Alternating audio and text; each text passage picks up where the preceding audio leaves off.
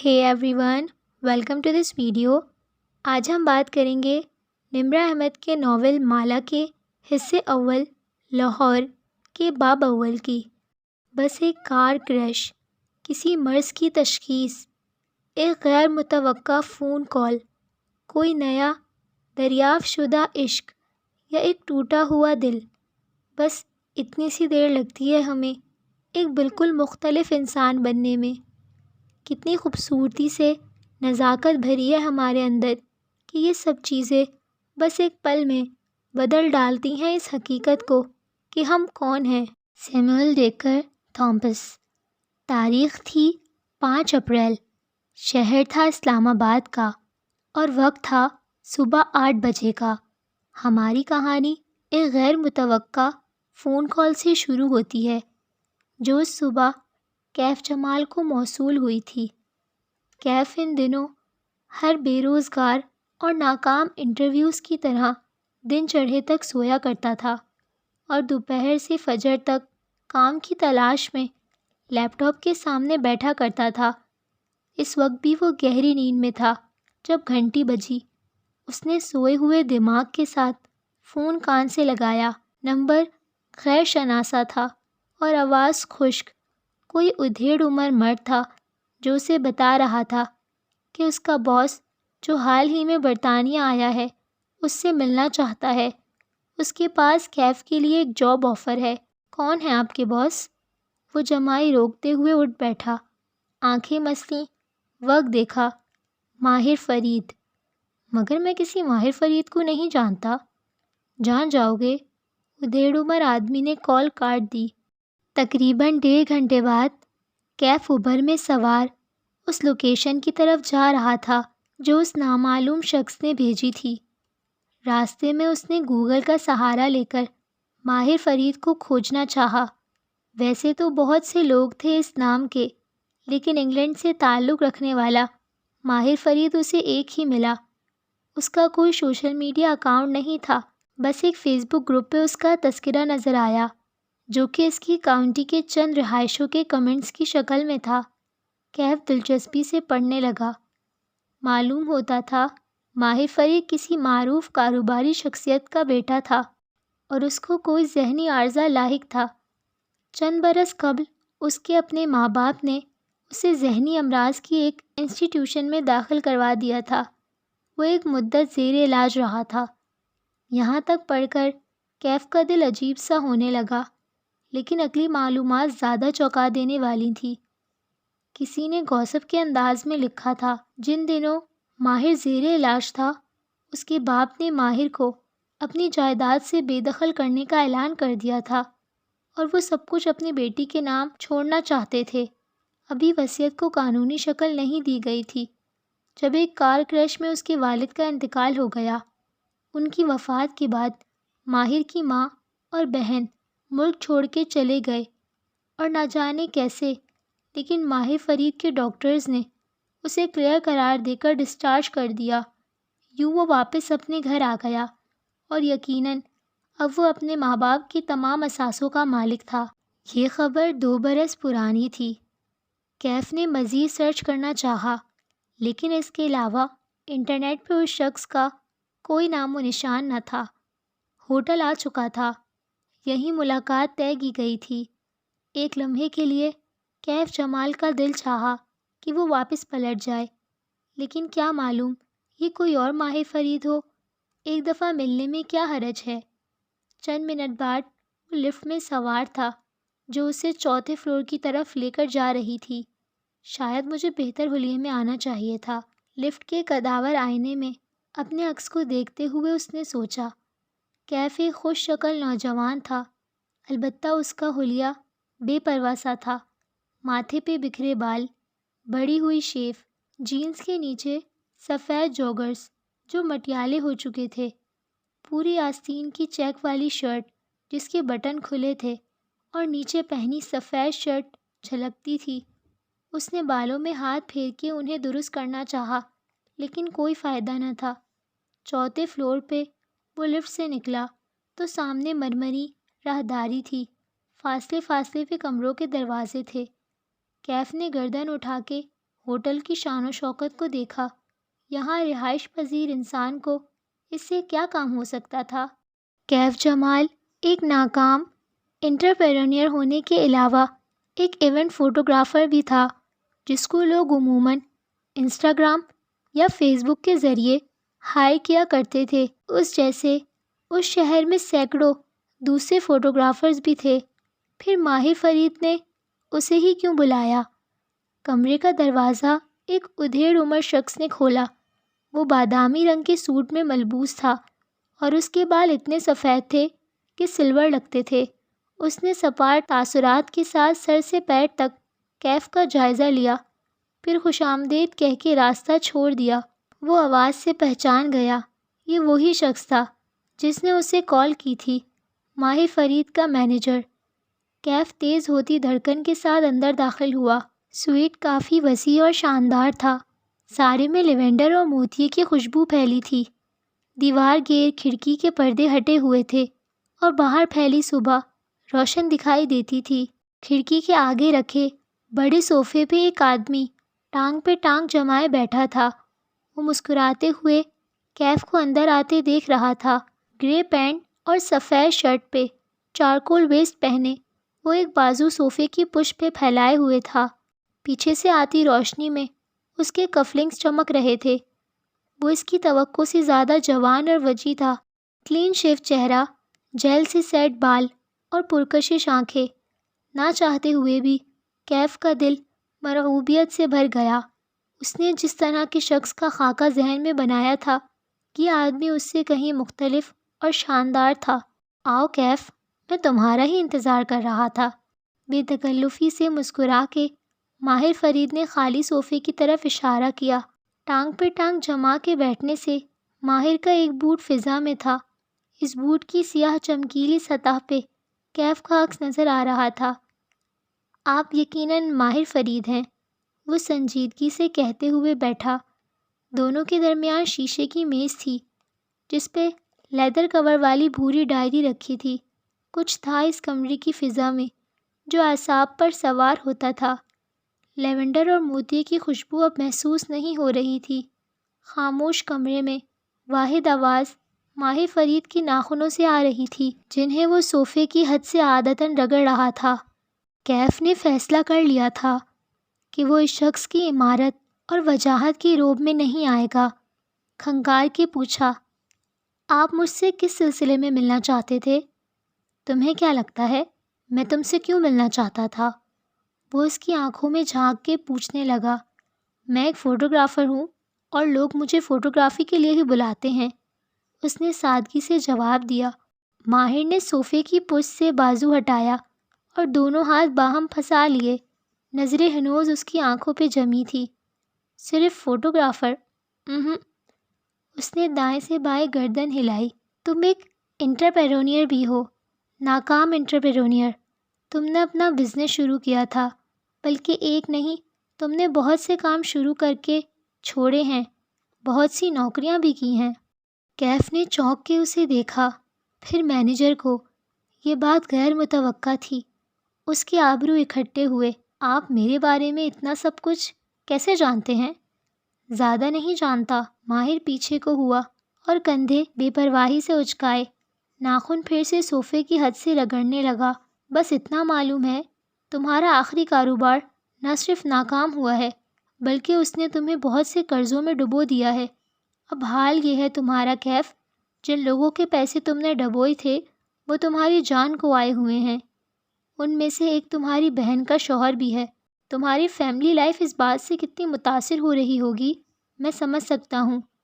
کیف کے ماتھے پہ شکن پڑی، جسم کے سارے اعضاب تن سے گئے۔ آپ لوگ مجھ سے کیا چاہتے ہیں؟ اس نے باری باری ان دونوں کو دیکھا۔ میں تمہاری مدد کرنا چاہتا ہوں۔ ماہر فرید اس کی آنکھوں میں جھانک کے مسکرایا۔ اسے انٹرنیٹ پہ پڑھی باتیں یاد آئیں۔ کیا یہ کسی سائیکوپیتھ کی آنکھیں تھیں؟ کیسے؟ وہ پوچھنا چاہتا تھا کیوں، لیکن منہ سے کیسے پھسل گیا۔ کیا وہ مدد کے لیے اتنا بیتاب تھا؟ میرے پاس تمہارے لیے ایک جاب ہے۔ کیف کے اندر کسی نے سرگوشی کی۔ ابھی بھی وقت ہے، یہاں سے بھاگ جاؤ کیف، ورنہ تم کسی مصیبت میں پھنس جاؤ گے۔ لیکن وہ نہیں بھاگ سکا۔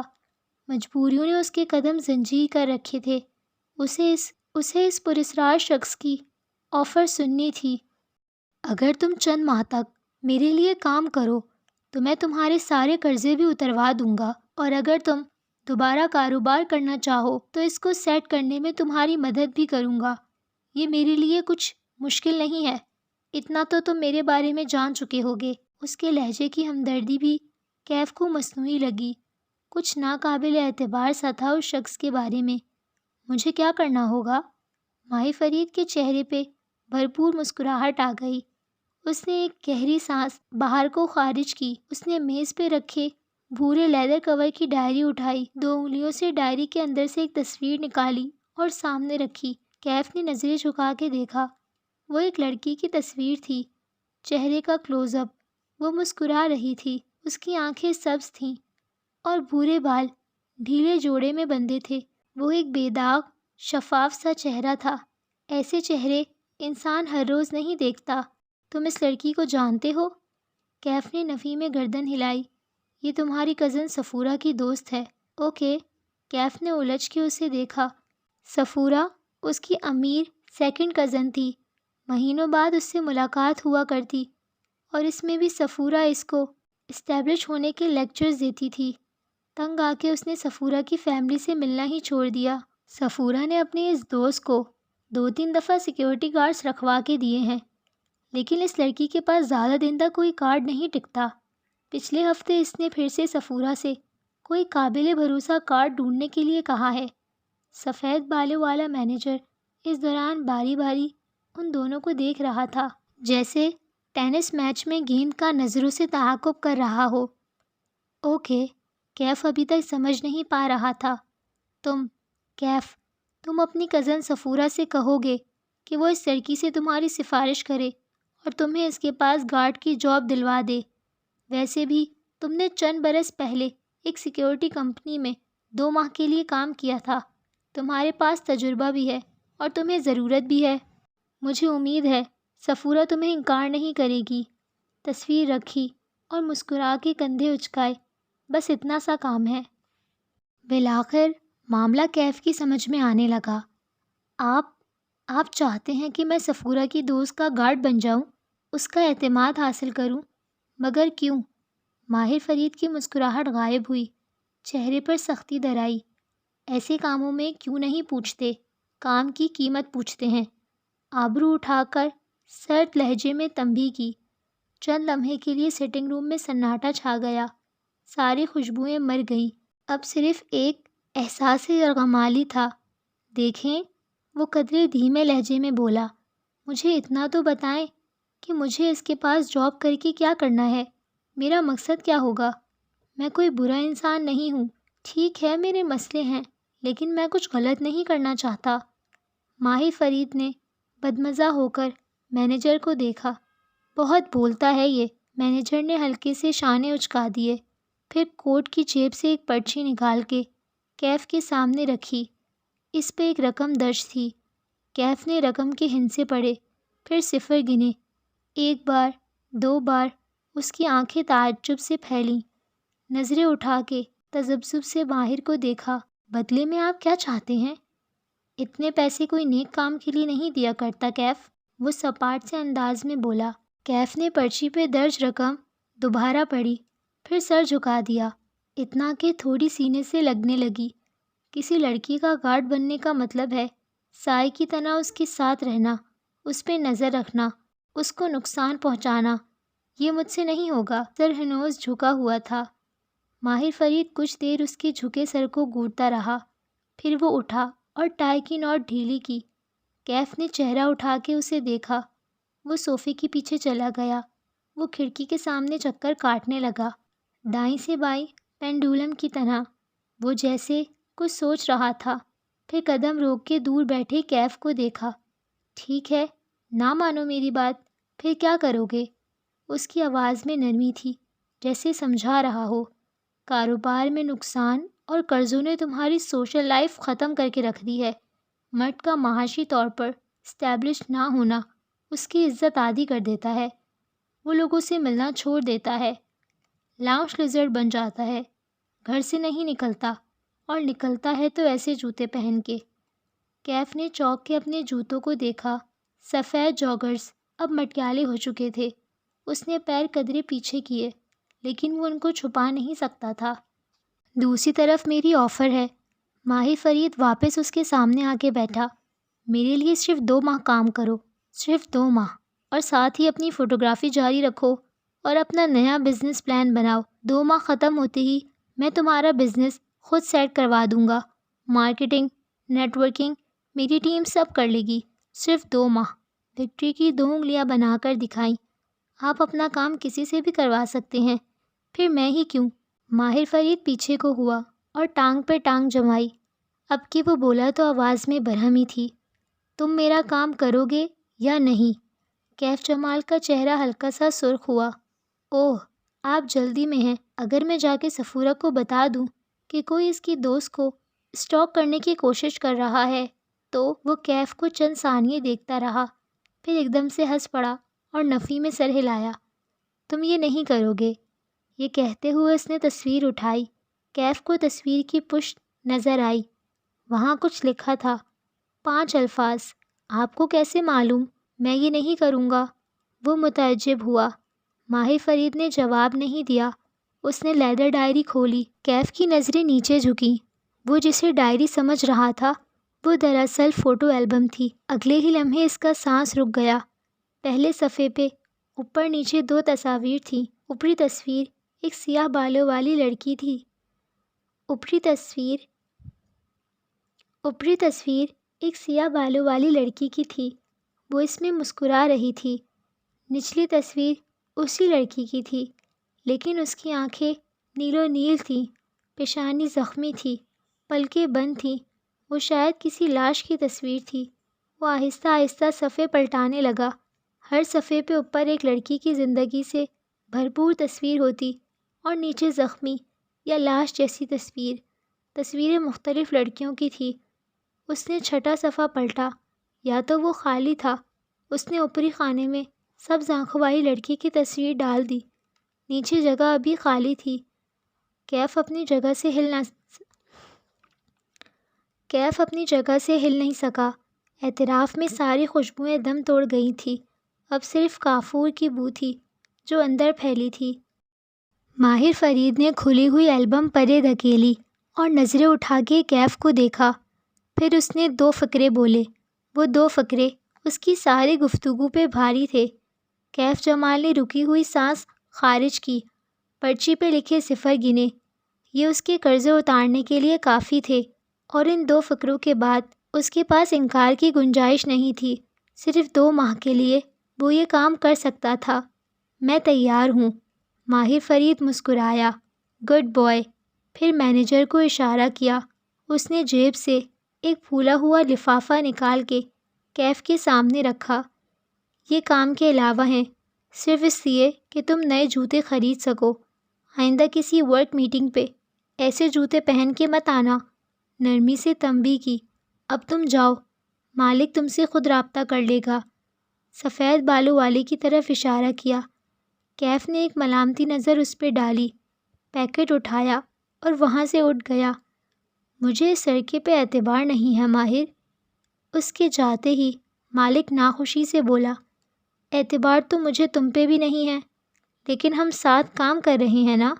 وہ عام سے لہجے میں کہتے ہوئے اٹھا اور کھڑکی کے سامنے جا کر کھڑا ہوا۔ دوپہر کی سنہری روشنی سیدھی اس کے چہرے پہ پڑنے لگی۔ ماہر نے آنکھیں بند کر لیں۔ ماہر، مینیجر نے پکارا۔ انتقام کے سفر پہ نکلنے والے کو چاہیے کہ وہ 2 قبریں کھودے، ایک دشمن کی اور ایک خود اپنی۔ یہ کنفیوشیس نے کہا تھا، اور جانتے ہو اسے کیا چیز قبر تک لے گئی؟ اپنے بیٹوں کی موت کا غم۔ وہ آنکھیں بند کیے کہہ رہا تھا، سرد سی سرگوشی میں، موت سے بڑا کوئی غم نہیں ہے مالک۔ میز پر البم یوں ہی کھلا رکھا تھا۔ مالک نے تعصب سے نفی میں سر ہلایا، پھر ہاتھ بڑھا کے چھٹا صفحہ پلٹایا تو سبز آنکھوں والی لڑکی کی تصویر کی پشت دکھائی دینے لگی۔ وہاں اردو میں لکھا تھا، حورِ جہاں کی بیٹی کشمالہ۔ تاریخ تھی 11 اپریل اور شہر تھا اسلام آباد کا۔ آج کا دن اہم تھا کیونکہ آج کشمالہ کی زندگی بدلنے جا رہی تھی، لیکن اپنی صبح کا آغاز کرتے ہوئے اسے اس بات کا علم نہیں تھا، کسی کو بھی نہیں ہوتا۔ وہ بیڈ روم میں آئینے کے سامنے کھڑی کانوں میں ٹاپس پہن رہی تھی جب موبائل کی مخصوص ٹون بجی۔ وہ مسکرا دی، یقیناً ماں کا فیملی گروپ پہ میسج آیا ہوگا، وہ بھی گڈ مارننگ کا۔ ماں ایک ہی میسج اپنے تینوں بچوں کو فیملی گروپ اور پرسنل چیٹ پہ الگ الگ بھیجتی تھی۔ اس نے ٹاپس پہن کے موبائل اٹھایا اور میسج کھولا۔ ماں نے گڈ مارننگ کے ساتھ پوچھا تھا کہ کیا وہ ویکینڈ پہ ایزا کی شادی کے لیے لاہور آئے گی۔ کل بتاؤں گی ماں، اس نے مبہم سا جواب دیا۔ یہاں ریسٹورنٹ میں اتنے کام ہیں، وہ کیسے جائے گی لاہور؟ وہ کل معذرت کر لے گی۔ اپنی تیاری مکمل کر کے اس نے سر سے پیر تک آئینے میں اپنا جائزہ لیا۔ اس نے نیوی بلو لمبی قمیض کے ساتھ ہم رنگ دوپٹہ کندھے پہ ڈال رکھا تھا۔ بین گلے سے گردن میں پہنا ننھا سا ڈائمنڈ لاکٹ جھلک رہا تھا۔ پیروں میں زرد ہائی ہیلز تھیں۔ لمبے بھورے بال فرنٹ جوڑے میں بندھے تھے۔ بیضوی چہرہ گلابی سفید سا تھا جیسے عموماً پٹھان لڑکیوں کا ہوتا ہے، اور آنکھیں سبز تھیں جن کے گرد لائنر لگا تھا جیسے سیاہ پیالے میں سبز پانی ہو۔ اس نے چہرہ دائیں بائیں گھما کے دیکھا۔ اسکن بے داغ تھی، کوئی ایک پمپل بھی نہ تھا۔ اس نے جوڑے سے 2 لٹیں نکالی اور چھوڑ دیں۔ وہ چہرے کے دونوں اطراف میں ٹھہر گئیں، اپنے عکس کو دیکھ کے مسکرائی۔ وہ کام پہ جانے کے لیے تیار تھی۔ ماں ہوتی سامنے تو کہتی، ان کی کوئی بیٹی حسن پہ ان پہ نہیں گئی، کہاں اپنے زمانے کی حسین ترین حور جہاں بیگم اور کہاں مہبینہ اور کشمالہ۔ ایک تو ماں کی ججمنٹل آواز ہمیشہ ذہن کے پس منظر میں گونجتی تھی، چاہے سارا زمانہ کہے کہ ماہی، مہبینہ اور مالا کشمالہ جیسا حسین کوئی نہ تھا، ماں نے نہیں ماننا تھا۔ وہ ماں کو یاد کر کے زیر لب مسکراتی ہوئی کھڑکی تک آئی۔ کھڑکی میں 3 ننھے گملے رکھے، ان میں اسٹیپیلیا، بیگونیا اور ہیورتھیا اگے تھے۔ کشمالہ نے چہرہ ان کی سطح تک جھکا کے دیکھا، باقی دونوں کی نئی گروتھ نظر آ رہی تھی، مگر ہیورتھیا کے پتے بھورے ہو رہے تھے، شاید روشنی اس کے لیے تیز تھی۔ اس نے پودے کو ذرا پیچھے کر دیا۔ وہ باہر جانے کے لیے لاؤنج میں آئی، کونے میں رکھی ورک ٹیبل سے زرد ہینڈ بیگ اور لیپ ٹاپ اٹھایا، پھر بیرونی دروازے کی طرف بڑھی۔ تبھی نگاہ میں کچھ کھٹکا، کشمالہ کے قدم زنجیر ہوئے۔ گردن دھیرے سے دائیں جانب موڑی۔ دیوار گیر بک شیلف میں ایک موٹی سی کتاب کی جگہ خالی تھی۔ کشمالہ کی نگاہوں نے نیچے میز تک کا سفر کیا۔ دبیز ڈکشنری رکھی تھی، یہ شیلف سے نیچے کیسے آئی؟ اس نے چوک کے ٹیرس کے دروازے کو دیکھا، وہ بند تھا، کھڑکیاں بھی اندر سے مقفل تھیں۔ اس نے یاد کرنے کی کوشش کی، رات کو جب میں گھر آئی تھی تب یہ کتاب اپنی جگہ پہ تھی یا نہیں، مگر کچھ یاد نہ آیا۔ اس نے سر جھٹکا، خیر کوئی بات نہیں، صفورہ نے کہا تھا کہ وہ نئے گارڈ کے لیے کسی کو آج بھیج رہی ہے، گارڈ آ جائے گا تو یہ مسئلہ نہیں ہوگا۔ اسے ابھی اس معاملے کی فکر نہیں کرنی تھی، اسے اپنے نئے بزنس پلان پہ فوکس کرنا تھا، اور اس بارے میں سوچتے ہوئے مالا کے لبوں پہ ایکسائٹمنٹ بھری مسکراہٹ بکھر گئی۔ وہ بیرونی زینے اترتے ہوئے نیچے آئی۔ وہ ماموں کے گھر کی بالائی منزل پہ بطور پیئنگ گیسٹ رہتی تھی۔ ماموں عمانی اور ان کی فیملی نیچے رہتے تھے، دونوں کی ملاقات ہفتوں بعد ہوا کرتی تھی۔ باہر ہوا ٹھنڈی تھی اور آسمان پہ سیاہ بادل تھے، آج خوب بارش برسنی تھی۔ کچن کے جالی دار دروازے سے ناشتے کی مہک پورج تک آ رہی تھی۔ وہ دروازے پہ رکی اور جالی سے اندر جھانکا۔ نسرین کام کرتی دکھائی دے رہی تھی۔ نسرین، کل میرے پورشن میں کوئی آیا تھا؟ نہیں باجی، کوثر تو چھٹی پہ ہے 2 دن سے۔ اس نے صفائی والی لڑکی کا نام لیا۔ کشمالہ پورج کی طرف بڑھ گئی، البتہ اس کی سوچتی نظروں نے گیٹ اور لان کا جائزہ ضرور لیا تھا۔ کون تھا جو اس کی غیر موجودگی میں اس کے پورشن میں آتا تھا؟ بلکہ نہیں، اسے ابھی اس بارے میں نہیں سوچنا تھا۔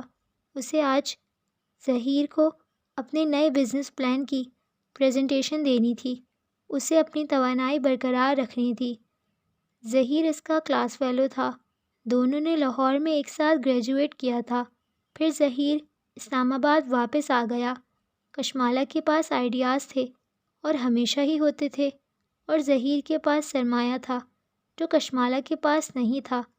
ابا بچپن میں ہی کہیں اللہ کو پیارے ہو گئے تھے، سعودیہ میں جاب کرتے تھے، بچوں سے تعلق نہ ہونے کے برابر تھا۔ چارسدہ میں ان کی زمینیں اور باغ تھے۔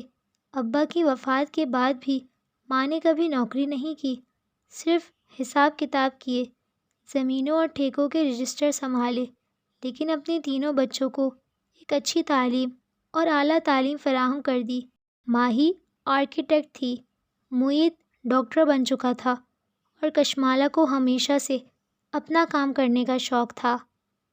لیکن 5 سال پہلے جب اس نے اپنا کام شروع کرنے کا سوچا تو اس کے پاس سرمایہ نہیں تھا۔ ان دنوں ماں کو ماہی کی شادی کرنی تھی، گو کہ ماہی اس سے چھوٹی تھی، لیکن اس کی عباد سے منگنی برسوں سے طے تھی۔ عباد ان کی سگی خالہ کا بیٹا تھا۔ کشمالہ ان حالات میں ماں پہ بوجھ نہیں ڈال سکتی تھی، سو اس کو زہیر کی انویسٹمنٹ کی ضرورت تھی۔ یوں 5 برس پہلے زہیر اور اس نے مل کے ایک بزنس کی بنیاد رکھی۔ زہیر کی انویسٹمنٹ اور مالا کے آئیڈیاز اور محنت اس وقت جو ناممکن لگتا تھا، وہ 5 برس بعد شہر کے معروف اور ایلیٹ ریسٹورنٹس میں شمار ہونے لگا تھا۔ اوشن کے لیے اس نے 5 برس پہلے لاہور چھوڑ دیا تھا۔ ماں اس فیصلے سے خوش نہیں تھی، لیکن انہوں نے کبھی منع نہیں کیا، ہمیشہ ساتھ دیا۔ معید میڈیکل پڑھ رہا تھا اور ماں کے ساتھ ہوتا تھا۔ پھر ماہی اور عباد بھی اسی کالونی میں رہتے تھے۔ یوں ماں کو 1 سال پہلے عباد کی کینیڈا میں جاب لگ گئی تھی۔ پہلے وہ گیا اور پھر 6 ماہ پہلے ماہی بھی کینیڈا چلی گئی۔ ماں کے پاس صرف معید تھا جو سرجری میں ٹریننگ کر رہا تھا۔ ایک احساس ہوتا تھا کہ ماں قدرے اکیلی ہو گئی ہوں گی۔ وہ سوچتی بھی تھی کہ ہر دوسرے ویکینڈ پہ لاہور جایا کرے گی، لیکن لاہور جاتے جاتے اسے 1 ڈیڑھ ماہ گزر جایا کرتا تھا، اور اب وہ اوشن کے لیے ایک نئے بزنس پلان پہ کام کرنے جا رہی تھی۔ اب تو شاید وہ 6 ماہ لاہور جا سکے گی۔ یہ نیا آئیڈیا اسے چند ہفتے قبل آیا تھا۔ اوشن کے پیچھے کچھ جگہ خالی تھی جو زہیر کی ملکیت تھی۔ پلان یہ تھا کہ وہ دونوں مل کے وہاں ایک بیکری بنائیں، لیکن وہ ایک منفرد طرز کی بیکری ہوگی، اور اس دفعہ کشمالہ خود بھی اس نے ابھی زہیر کو اس بارے میں نہیں بتایا تھا۔ وہ ایک ہی دفعہ پوری تیاری کے ساتھ اسے پریزنٹیشن کے ذریعے بتانا چاہتی تھی تاکہ وہ انکار نہ کر سکے۔ ڈرائیو کرتے ہوئے وہ مسلسل مسکرا رہی تھی۔ دفتراً موبائل کی گھنٹی بجنے لگی۔ وہ جانتی تھی اس وقت کس کی ویڈیو کال آ سکتی تھی۔ اس نے ہولڈر میں لگے فون کا بٹن دبایا۔ اسکرین پہ ویڈیو روشن ہو گئی۔ کیسی ہو ماہی؟ ہمیشہ کی طرح خوبصورت، ماہی کی چہکتی ہوئی آواز سنائی دی۔ مالا نے اسٹیئرنگ گھماتے ہوئے مسکرا کے موبائل اسکرین کو دیکھا۔ وہاں ماہی نظر آ رہی تھی۔ کینیڈا میں اس وقت رات تھی۔ ماہی کچن کاؤنٹر کے پیچھے کھڑی جوسر کے جگ سے جوس گلاس میں انڈیل رہی تھی۔ گوری رنگت، گلابی گال اور بھوری آنکھوں والی ماہی ایک کیوٹ سی پٹھان لڑکی تھی۔ بال چھوٹے اور باب اسٹائل میں کٹے تھے، ایک طرف سے کان کے پیچھے عرصے ہوئے تھے اور دوسری طرف گال پہ آگے کو گرتے ہوئے۔ یہ ماہی کا سگنیچر ہیئر کٹ تھا جس کو وہ کبھی نہیں بدلتی تھی۔ تم نے زہیر کو اپنا نیا بزنس پلان دکھانا ہے نا آج؟ سوچا تمہیں وش کر دوں، ماہی جگ سے گلاس میں جوس انڈیلتے ہوئے کہہ رہی تھی۔ تھینک یو ماہی، اور تم ٹھیک ہو؟ اپنا خیال رکھتی ہو نا؟ مجھے چھوڑو، زہیر کا بتاؤ، وہ مان جائے گا نا؟ ماہی کچن اسٹول پہ بیٹھی، کوہنیاں کاؤنٹر پہ رکھی اور جوس کا گلاس کوہنیوں کے درمیان رکھا، پھر اسٹرو ہونٹوں کے بیچ ڈال کے گھونٹ بھرا۔ وہ بزنس مین ہے، اتنے اچھے آئیڈیا کو نہ نہیں بولے گا۔ تم نا زہیر پہ زیادہ ہی ٹرسٹ کرتی ہو۔ اسٹرو ہٹا کے اس نے خفگی سے کہا۔ آنکھیں شکی انداز میں چھوٹی ہوئیں۔ وہ دل کا شیخ ہے، میں بتا رہی ہوں، وہ تمہیں انویسٹ نہیں کرنے دے گا۔ سارا پروفٹ اور کنٹرول اسے خود چاہیے۔ کشمالہ ڈرائیو کرتے ہوئے مسکرا دی۔ کیوں اتنا شک کرتی ہو لوگوں پہ؟ تم جو بھی کہو، لیکن ماہی کی ججمنٹ کبھی غلط نہیں ہوتی۔ فخر سے کالر جھٹکا۔ کشمالہ مسکرا دی۔ ماہی ایسی ہی تھی، ماں کے مطابق ان کی سب سے زیادہ سمجھدار اولاد، اور مالا کے مطابق سب سے زیادہ شک کرنے والی۔ وہ خود اس کے برعکس تھی، سب پہ بھروسہ کرنے والی، لوگوں کو چانس دینے والی۔ اسی لیے اسے امید تھی زہیر مان جائے گا۔ مالا، ماہی کہتے کہتے رکی۔ کشمالہ اپنی بہن کو اتنے اچھے سے جانتی تھی، اسے معلوم تھا وہ اب کیا بات کرنے جا رہی ہے۔ پھر تو کچھ بھی نہیں ہوا نا؟ نہیں، اب تو میں چلتی ہوں، اوشن آ گیا ہے۔ اس نے کتاب کی اپنی جگہ پہ نہ ہونے والی بات گول کر دی۔ کم از کم اس وقت وہ ماہی کا لیکچر نہیں سن سکتی تھی۔ اوشن نامی ریسٹورنٹ نیلے اور سفید رنگوں میں استوار کیا گیا تھا۔ برآمدے کی میزیں لوگوں سے پر تھیں، گفتگو، کہکے، ناشتہ اور کافی کی مہک۔ اندر کا ہال بھی تقریباً بھرا ہوا تھا۔ ہر روز کی طرح اس کے آتے ہی ادھر ادھر جاتے عملے نے اسے جہاں دیکھا وہیں رک کے سلام کیا۔ بارش آنے والی ہے، مزید مہمانوں کو لان میں مت بٹھاؤ۔ گزرتے ہوئے اس نے کسی کو روکا اور 15-20 منٹ تک جو بھی لان میں بیٹھا ہو اس کو بہت ادب کے ساتھ برآمدے میں موو ہونے کے لیے کہہ دو۔ پھر ایک ویٹر کو روکا، 2 انگلیوں سے قریب آنے کی ہدایت دی۔ وہ مؤدب سا چلا آیا۔ اس کٹری کو یہاں سے اٹھاؤ، تحکم سے ایک میز کی طرف اشارہ کیا، اور فاروق سے کہو اس کو واش کر کے بف ڈرائی کر کے بھیجے۔ مجھے اتنی دور سے اس پہ پانی کے داغ نظر آ رہے ہیں۔ لہجہ 2 ٹوک مگر نرم تھا۔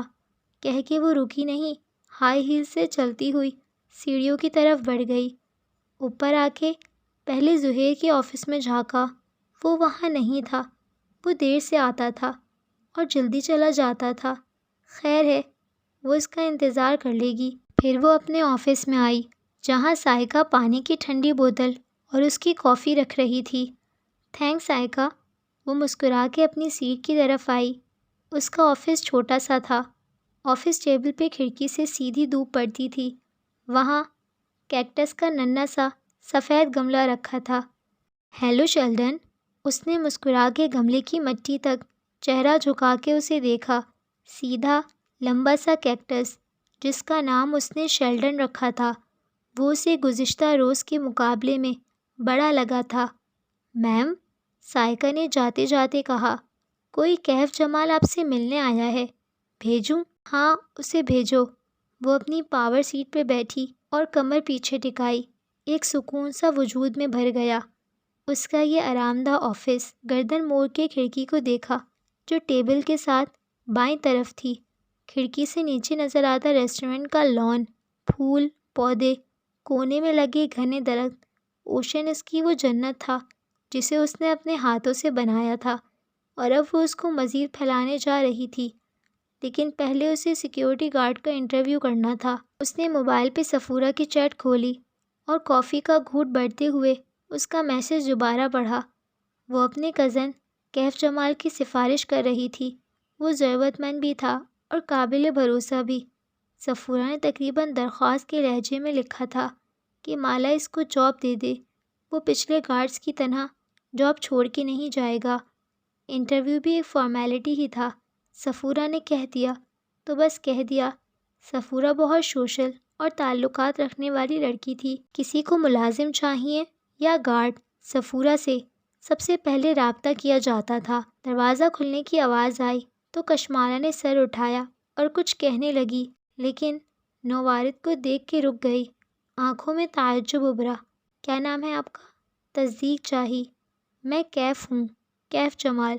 سامنے کھڑا نوجوان رسمی مسکرا کے بولا، آپ سیکیورٹی گارڈ کی جاب کے لیے آئے ہیں؟ جی۔ اس نے اس بات میں سر ہلایا۔ مالا نے اچنبھے سے اسے دیکھا۔ اس کے اب تک کے رکھے تمام گارڈز کرہ چہرے اور مونچھوں والے تھے۔ یہ ایک پڑھا لکھا، اسمارٹ سا نوجوان لگتا تھا۔ حلیہ بے پرواہ سا تھا، بال ماتھے پہ کٹے ہوئے اور بلدار تھے، ان کو پیچھے کرنے کی زحمت نہیں کی تھی۔ چہرے پہ چند دن کی بڑی شیو تھی، آنکھیں بھوری تھیں اور رنگت کھلتی ہوئی جینس کے اوپر گرین رنگ کی کالر شرٹ پہنے ہوئے تھا، گریبان کے اوپری بٹن کھلے تھے اور نیچے سے سفید شرٹ جھانک رہی تھی۔ کف بھی ایک تہہ موڑے ہوئے تھے۔ پیروں میں جرابوں کے بغیر سفید جاگرز تھے جو نئے لگتے تھے۔ اس کے اس بے ترتیب سے حلیے میں صرف اس کے جاگرز قابل ستائش تھے۔ میں صفورہ کا کزن ہوں، مسکرا کے بولا۔ وہ مسکراتا تھا تو اس کے بائیں گال میں ڈمپل پڑتا تھا۔ اس کے چہرے میں سب سے زیادہ پرکشش کیا تھا؟ اس کے مسکرانے کا انداز یا اس کی بھوری آنکھوں کی لمبی اور مڑی ہوئی پلکیں؟ تشریف رکھیے۔ وہ بیٹھ گیا اور ایک فائل اس کے سامنے رکھی، پھر گردن ہلائے بنا نگاہوں سے اطراف کا جائزہ لیا۔ آفس چھوٹا سا تھا، 3 دیواریں سفید تھیں، چوتھی دیوار پہ جنگل کے اونچے درخت پینٹ کیے گئے تھے۔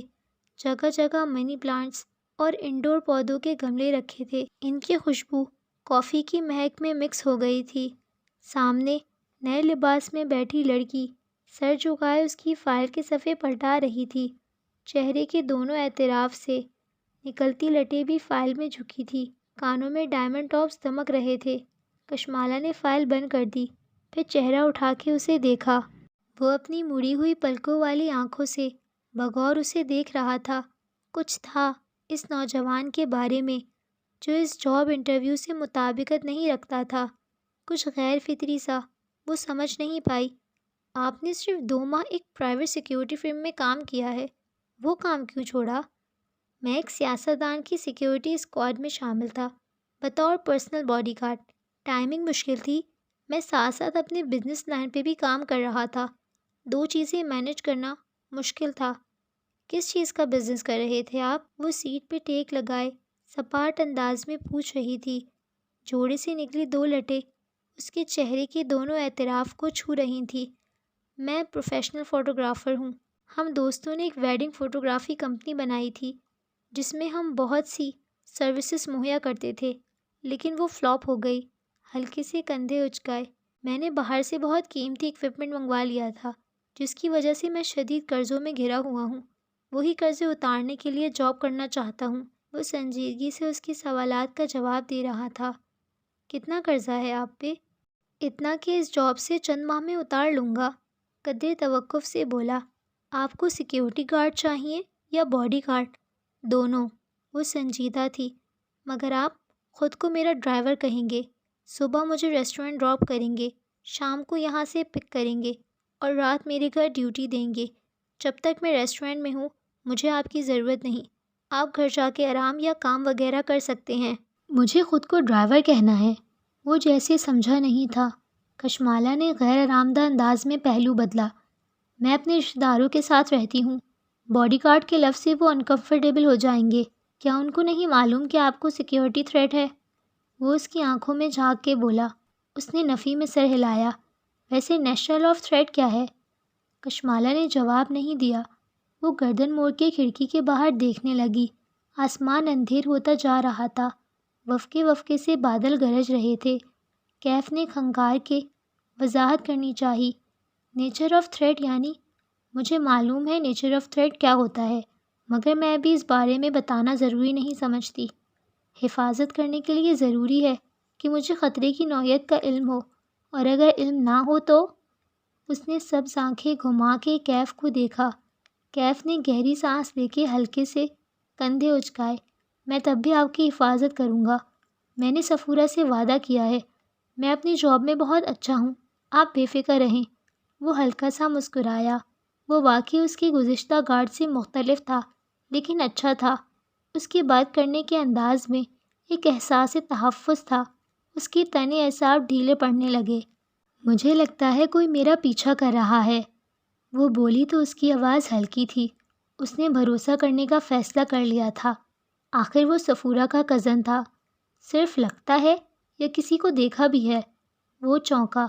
دیکھا نہیں ہے، لیکن وہ ثبوت چھوڑ جاتا ہے۔ وہ میرے گھر میں داخل ہوتا ہے اور چیزیں چھیڑ کے چلا جاتا ہے۔ CCTV میں نظر نہیں آیا؟ کشمالا نے نفی میں سر ہلایا۔ ممانی ان کے خلاف ہیں۔ صرف گیٹ پہ CCTV لگا ہوا ہے، باقی گھر میں وہ لگوانے نہیں دیتی۔ ان کی پرائیویسی ڈسٹرب ہوتی ہے۔ آپ نے خفیہ کیمرے لگانے کا نہیں سوچا؟ مجھے یہ اچھا نہیں لگتا۔ کہ میں کسی کے ساتھ رہوں اور اس کے پیٹھ پیچھے چھپ کر کچھ ایسا کروں جو اس کو نہیں پسند، اور میں نہیں چاہتی کہ انہیں معلوم ہو کہ مجھے کوئی مسئلہ ہے، خاندان میں باتیں ہوں گی۔ آپ کی کسی سے دشمنی ہے؟ وہ سوچتے ہوئے پوچھ رہا تھا۔ وہ اداسی سے مسکرا دی۔ میں ایک انتہائی بے ضرر انسان ہوں کیف، میں صرف کام کرتی ہوں اور کچھ نہیں، کسی کو مجھ سے کیا مسئلہ ہو سکتا ہے؟ وہ خاموشی سے اسے دیکھے گیا۔ ذہن کے پردے پہ وہ فوٹو البم آ گیا اور چھٹے صفحے پہ رکھی تصویر۔ آپ کو خود کیا لگتا ہے؟ کوئی آپ کے پیچھے کیوں پڑا ہوا ہے؟ کشمالہ نے کندھے اچکائے۔ شاید مجھے مارنے کے لیے، لیکن ابھی تک مارا نہیں ہے۔ وہ اس کی بات پہ چونکی۔ کیف اپنی جگہ سے اٹھا اور ہاتھ بڑھا کے کھڑکی کے پٹ کھول دیے، پھر باہر کی طرف اشارہ کیا۔ آپ روز اس کھڑکی میں بیٹھ کے کام کرتی ہیں؟ سامنے ایک کمرشل مارکیٹ ہے، اس کی کسی بھی عمارت کی کھڑکی سے آپ کو شوٹ کرنا بہت آسان ہے۔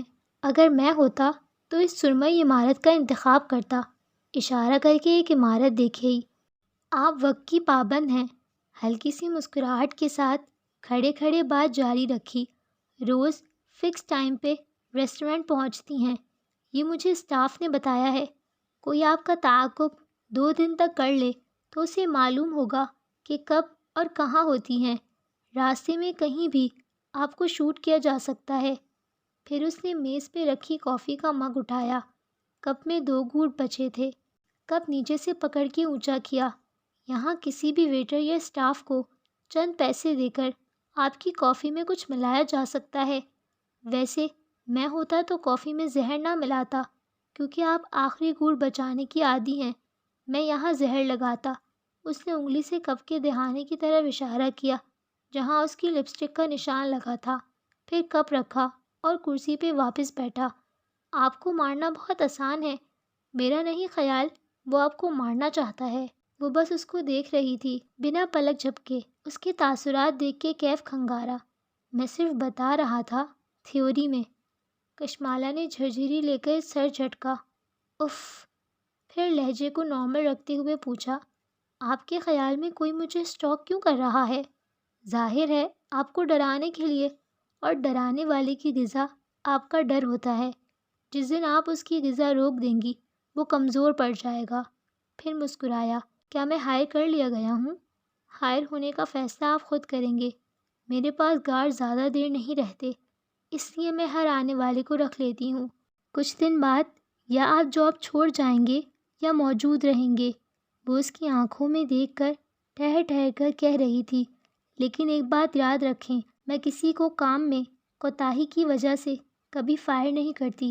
میں لوگوں کو چانس دیتی ہوں، کام سکھاتی ہوں، لیکن اگر وہ مجھ سے جھوٹ بولیں، میری پیٹھ پیچھے مجھ سے چھپا کے کچھ کریں یا کسی بھی طرح مجھے دھوکہ دیں تو میں ان کو اپنے کام اور زندگی سے بالکل الگ کر دیتی ہوں۔ اس کے بعد وہ جتنی معافی مانگ لیں میں انہیں واپس نہیں لیتی۔ اس نے دیکھا کیف کے چہرے پہ ایک سایہ سا گزرا، لیکن بظاہر وہ مسکراتا رہا۔ یعنی آپ کو ناراض کرنا بہت مشکل ہے، لیکن ایک دفعہ ناراض ہو جائیں تو منانا مشکل ہے۔ مشکل نہیں، ناممکن۔ وہ ہلکا سا مسکرا دی۔ کیف نے بظاہر مسکراتے ہوئے تھوک نکلا۔ یہ وہ وقت تھا جب وہ اسے بتا سکتا تھا کہ وہ وہاں کیوں آیا ہے۔ وہ اسے بتا سکتا تھا کہ کسی کے پاس اس کی تصویر ہے، کوئی اسے نقصان پہنچانا چاہتا ہے، اور یہ کہ اسے اندازہ ہے کہ کون اس کا پیچھا کر رہا ہے۔ لیکن وہ جانتا تھا وہ اس کا یقین نہیں کرے گی، کوئی بھی اس کا یقین نہیں کرے گا۔ آپ کو مجھ سے شکایت نہیں ہوگی۔ پھر جیسے یاد آیا، آپ کے گارڈز بار بار جاب کیوں چھوڑ دیتے ہیں؟ آپ جان جائیں گے۔ وہ لیپ ٹاپ اٹھاتے ہوئے اٹھ کھڑی ہوئی۔ اسے زہیر سے ملنا تھا۔ وہ دونوں ساتھ ساتھ آفس سے باہر نکلے۔ وہ آگے بڑھ گئی اور وہ وہیں رک کے موبائل کی بٹن دبانے لگا۔ وائٹ ہیئر نام کی ایک چیٹ نکالی۔ اس نے مجھے ہائر کر لیا ہے۔ یہ تو بہت آسان تھا۔ اس کی انگلیاں ٹائپ کر رہی تھیں۔ زہیر کا آفس ٹیرس کی دوسری جانب تھا۔ درمیان میں چند کرسیاں میزیں رکھی تھیں۔ وہ وہیں بیٹھ گئی اور صفورہ کو کال ملائی۔ میں نے تمہاری کزن کو ہائر کر لیا ہے۔ گردن اٹھا کے آسمان کو دیکھا۔ سیاہ بادل دور دور سے اس کے سر پہ اکٹھا ہو رہے تھے۔ لگتا تھا آج برس برس کے اوشن کو بہا لے جائیں گے۔ گڈ، سفورہ اپنے مخصوص انداز میں بولی۔ اچھا سنو، وہ کوئی غلطی کرے تو اس کو ایسے ہی ٹریٹ کرنا جیسے باقی ملازمین کو کرتی ہو۔ میرا کزن ہونے کا ناجائز فائدہ نہ اٹھانے دینا۔ اس کو بزنس کا شوق ہے لیکن وہ کبھی ترقی نہیں کرے گا۔ اس کے لیے بھی بہتر ہے کہ وہ تمہارے پاس نوکری کرتا رہے۔ اچھا مالا، سنو۔ سفورہ کی توقف کیا۔ مالا ابھی تک گردن اٹھائے آسمان کو دیکھ رہی تھی۔ آدھا ریسٹورنٹ اوپن ایئر تھا۔ بارش ان کے لیے اچھی ثابت نہیں ہوتی تھی۔ میں نے سنا ہے زہیر نے اوشن کو بیچ دیا ہے۔ بجلی زور سے چمکی عین اس کے سر پہ۔ کیا؟ بادل اتنے زور سے گرجے کہ زمین دہل گئی۔ ایوب بتا رہا تھا زہیر نے کسی لبنانی فوڈ چین کو اوشن بیچ دیا ہے۔ اس نے تمہیں اعتماد میں نہیں لیا۔ تمہیں کوئی غلط فہمی ہوئی ہوگی، ایسا نہیں ہو سکتا۔ وہ ایک دم کھڑی ہوئی۔ اسی پل بارش برسنے لگی جیسے اوپر سے کسی نے پانی کا تھال الٹ دیا ہو۔ وہ تیز تیز چلتی زہیر کے آفس میں داخل ہوئی۔ اس کی ہیلز گیلے نشانوں کی قطار میں اپنے پیچھے چھوڑتی جا رہی تھیں۔ زہیر نے سر اٹھا کے دیکھا۔ مالا کے بال نم تھے اور چہرے پہ پانی کے قطرے تھے۔ آواز اونچی تھی۔ میں کیا سن رہی ہوں؟ ہتھیلیاں میز کے کناروں پہ رکھے وہ بنا پلک جھپکائے اسے دیکھ رہی تھی۔ تم نے اوشن بیچ دیا ہے؟ غصہ نہیں تھا، بے یقینی تھی، حیرت تھی۔ آفس کی کھڑکی کے شیشے پہ تر تر بوندیں برس رہی تھیں، گویا آسمان سے برستے پتھر ہوں اور ہر پتھر پہ کسی کا نام لکھا ہو۔ زہیر چند لمحے اسے دیکھتا رہا، پھر گردن موڑ کے کھڑکی کو دیکھنے لگا۔ ہاں، میں نے ایک لبنانی گروپ کے ساتھ ڈیل کی ہے۔ وہ چند لمحے ہل نہیں سکی، نہ پلک جھپکی، نہ سانس لیا۔ اس کے ذہن نے بات کو جذب بھی نہیں کیا تھا۔ تم نے کیا کیا ہے؟ میز سے ہاتھ اٹھائے سیدھی کھڑی ہوئی۔ میرے کچھ ذاتی مسئلے چل رہے ہیں، مجھے پیسے چاہیے تھے۔ سوری میں تمہیں پہلے نہیں بتا سکا۔ پیچھے دروازہ کھلنے کی آواز آئی، ساتھ ہی شناسا مردانہ آواز۔ باس، آپ کا فون باہر گرا ہوا تھا، مسلسل بجے جا رہا ہے۔ کہنے والا خود ہی خاموش ہو گیا، آگے آیا اور میز پہ کشمالہ کا فون رکھ کے واپس ہو گیا۔ تم مجھے بتائے بغیر ایسا کیسے کر سکتے ہو؟ وہ اسی طرح زہیر کو بے یقینی سے دیکھ رہی تھی، کیونکہ انہوں نے اپنا اسٹاف لانا ہے۔ مالا، میں ہر ایک کی ذمہ داری نہیں لے سکتا، سب اپنا کچھ نہ کچھ کر سکتے ہیں۔ وہ قدرے جھنجھلایا۔ میں نے کہا نا، مجھے پیسے چاہیے تھے، بہت ضروری۔ زہیر، تم مجھے بتائے بغیر ایسے کیسے کر سکتے ہو؟ اس کو لگا اسے سانس نہیں آ رہا۔ میں کر سکتا ہوں، میں ریسٹورنٹ کا مالک ہوں۔ ہمارے درمیان کبھی کوئی ایسی بات طے نہیں ہوئی جس سے میرا یہ حق سلب ہو جائے۔ مالک؟ تم مالک ہو؟ زہیر، میں نے یہ ریسٹورنٹ بنایا ہے تمہارے ساتھ اپنے انہی ہاتھوں سے، اور تم نے 1 منٹ میں اس کو بیچ بھی دیا۔ اس نے خود کو بولتے سنا، اور تب کسی اڑتے تیر کی طرح ایک فقرہ ذہن میں پیوست ہو گیا۔ وہ اپنا اسٹاف لائیں گے۔ تم یہ کہہ رہے ہو کہ میں اور ہمارا اسٹاف، ہم سب جاب لیس ہو گئے ہیں؟ وہ 2 قدم پیچھے ہوئی اور بے یقینی سے اسے دیکھا۔ زہیر کے چہرے پہ ملال ابھرا۔ مالا، تم اتنی قابل، اتنی ٹیلنٹڈ ہو، تم کچھ بھی کر لو گی یار، میرا مسئلہ سمجھو۔ وہ کچھ اور بھی کہہ رہا تھا لیکن اسے کچھ سنائی نہیں دے رہا تھا۔ وہ زہیر کے آفس سے نکلی تو ذہن چل تھا۔ اسے اپنے آفس تک جانے کے لیے ٹیرس عبور کرنا تھا۔ وہ قدم قدم آگے بڑھنے لگی۔ زرد جوتے مزید گیلے ہوتے گئے۔ اس نے ٹیرس کی دیوار پہ ہاتھ پھیرا۔ یہ وال ٹائلز اس نے سلیکٹ کی تھی۔ گراس طرف کتنے ملی لیٹر رکھنی ہے یہ اس نے طے کیا تھا۔ فال سیلنگ کا ڈیزائن، لائٹنگ کس طرز کی کرنی ہے، ریسٹورنٹ کا تھیم، مینیو کیا ہوگا، یہ سب اس نے طے کیا تھا۔ ہر شے پہ زہیر کا پیسہ اور کشمالہ مبین کے 5 سال لگے تھے۔ ایک دم قطروں کا راستہ رک گیا۔ کشمالہ نے چوک کے گردن موڑی۔ پانی کی بوچھاڑ کے پار وہ بوری آنکھوں والا نوجوان بازو لمبا کر کے اس کے اوپر چھتری تانے ہوئے تھا۔ آپ بھیگ رہی ہیں۔ وہ فکر مندی سے اسے دیکھ رہا تھا۔ کشمالہ چند ثانیے اس کا چہرہ تکتی رہی، پھر مڑ گئی۔ ابھی ذہن کے اندر کوئی منظر جذب نہیں ہو رہا تھا۔ اسے جلد سے جلد کھلی فضا میں واپس جانا تھا، اوشن سے دور، زہیر سے دور، اس سب سے دور۔ بارش شام تک وفقے وفقے سے برستی رہی۔ لگتا تھا کوئی بادل پھٹ گیا ہے یا شاید کسی کا دل تھا۔ وہ بتیاں بجھائے اندھیر لاؤنج میں صوفے پہ لیٹی رہی۔ اس کا جوڑا ڈھیلا ہو چکا تھا اور رونے سے سارا مسکارا بہہ گیا تھا۔ ظہیر نے کب بیچا ریسٹورنٹ؟ اسے علم کیوں نہیں ہوا؟ یا شاید اسے علم ہو سکتا تھا۔ وارننگ سائن عرصے سے آ رہے تھے۔ چند ہفتے پہلے اوشن میں ظہیر کے کوئی لبنانی دوست آئے تھے۔ کم از کم ظہیر نے ہی یہ کہا تھا کہ وہ اس کے دوست ہیں، اور ان کے ساتھ ریسٹورنٹ میں نہیں بیٹھا، ساری جگہ گھما پھرا کے انہیں اپنے آفس میں لے کر بند ہو گیا۔ اور ہاں، اس نے سن رکھا تھا ظہیر کی بیوی کا اصرار ہے وہ دونوں اس کے ماں باپ کے پاس آسٹریلیا شفٹ ہو جائیں۔ کوئی خاندانی مسئلے تھے۔ ظہیر نے اس سے پہلے بھی چند بڑے فیصلے مالا کو اعتماد میں لیے بغیر کیے تھے۔ اسے تبھی سمجھ جانا چاہیے تھا کہ وہ کبھی اس پہ اعتبار نہیں کر سکتی، لیکن پھر بھی مالا باجی، جانے مغرب ڈوبنے کتنا وقت بیت چکا تھا۔ جب ٹیرس کا دروازہ بجنے لگا، مومانی کی ملازمہ آئی تھی۔ وہ بدوقت اٹھی، آنکھیں صاف کیں، کانوں کے پیچھے عرصے اور دروازہ کھولا۔ نسرین کے ہاتھ میں کانچ کی پلیٹ تھی جس پہ چاکلیٹ براؤنیز رکھی تھی۔ یہ آپ کی مومانی نے بھجوائی ہیں، نیچے نگینہ آنٹی آئی ہوئی ہیں، اور ہاں، آپ کا فون آف ہے۔ آپ کی امی جی کی کال آئی تھی، پریشان تھی، ان کو کال کر لیں۔ جلدی جلدی بتا کے وہ مڑی، پھر واپس پلٹی، اور ٹیرس کی لائٹ تو جلا دیں۔ وہ چونکی، اس نے واقعی آج کوئی بتی نہیں جلائی تھی۔ باہر اندھیرا پھیل چکا تھا، وقت کا احساس ہی ختم ہو گیا تھا۔ براؤنیز کی پلیٹ اس نے سینٹر ٹیبل پہ رکھی اور خود وضو کرنے چلی گئی۔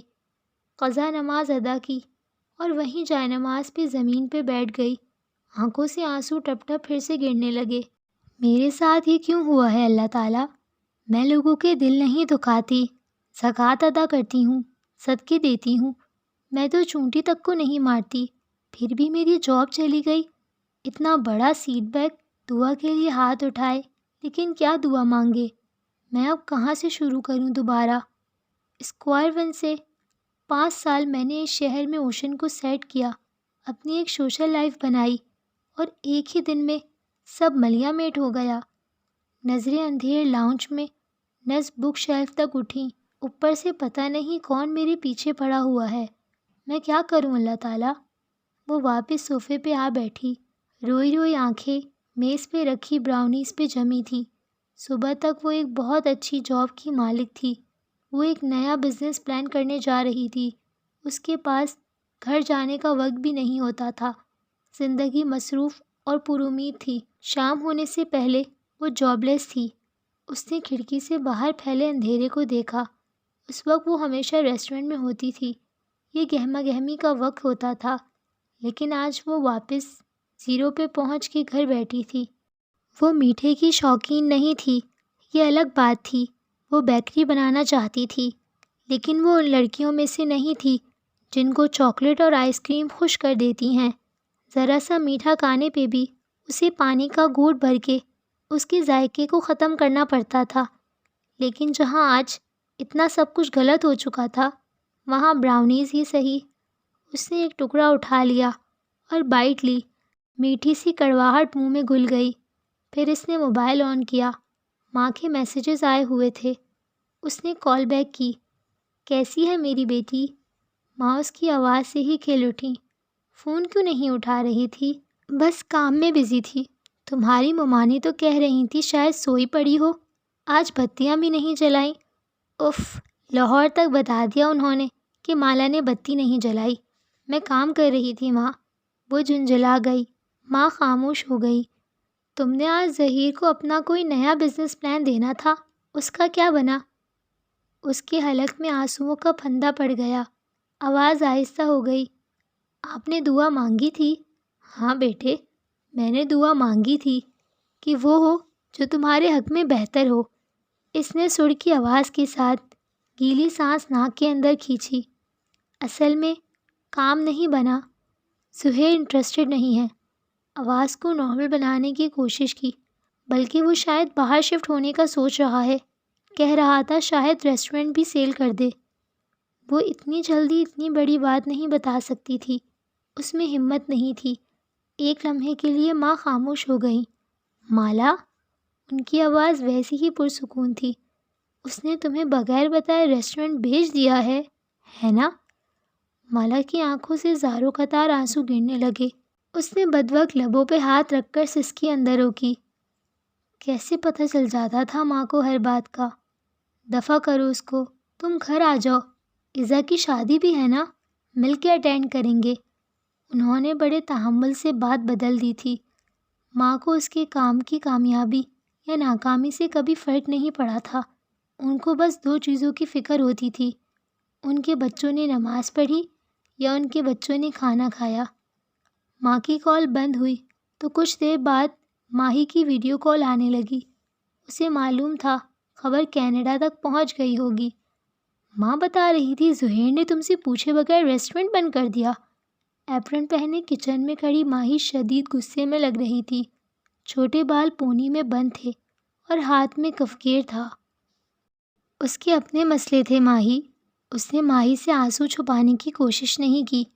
مسئلے کی ایسی کی تیسی، اور تم ایسے ہی نہ جاب چھوڑ دینا، ریسٹورنٹ کی 2-4 کھڑکیاں توڑ کے آنا، اور میں تو اس ظہیر کو پاکستان میں ایسا بدنام کروں گی، تم دیکھنا۔